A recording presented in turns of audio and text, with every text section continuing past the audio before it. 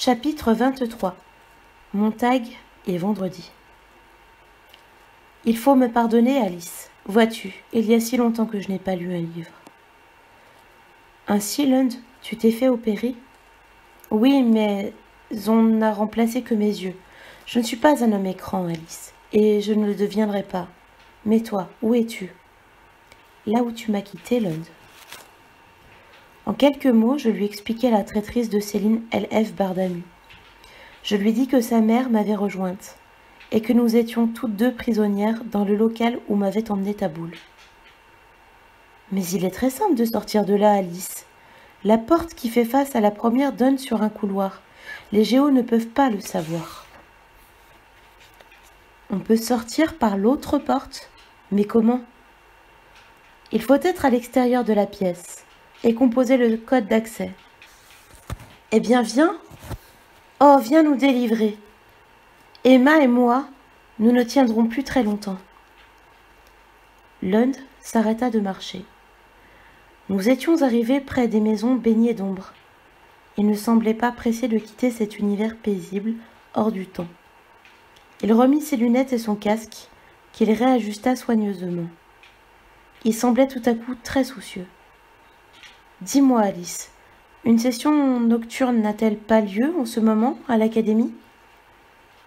Sa question me déconcerta.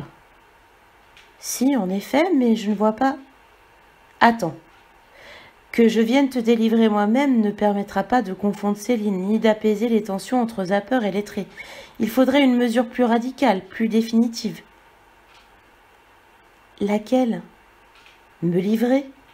Je vais me constituer prisonnière à l'académie. »« Te livrer ? Oui, dès maintenant, pour montrer ma bonne foi aux voyelles. » Lund semblait oublier que nous étions enfermés. « Rassure-toi, Alice, je vais envoyer quelqu'un vous libérer. »« Qui ? » ?»« Quelqu'un en qui j'ai toute confiance, un correspondant avec lequel j'étais branchée juste avant de me plonger dans cette lecture. » Je devinais qu'il s'agissait de son ami Vendredi. « Non, je t'en supplie, c'est toi qui dois venir. » À cet instant, je compris que, moi non plus, je n'avais pas envie de le quitter. Il me serra contre lui, ouvrit la porte d'une maison et me força à y entrer. Je me retrouvai seule dans l'obscurité. « Lund ? Lund !» Je sortis. Mais le trottoir était désert. Les feuilles mortes tourbillonnaient dans la nuit. Un moment, je doutais d'avoir vécu la scène qui avait précédé. Je fermai les yeux et le livre. Une lueur tremblotante jaillit. J'étais revenue dans ma cellule avec Emma qui maintenait le tube au néon, dressé sur la pointe des pieds. Elle balbutia, épuisée.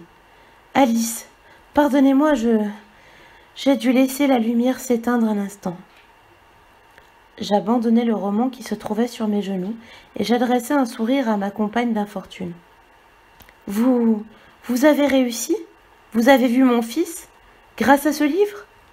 Elle riait et pleurait à la fois et vint me rejoindre dans la nuit.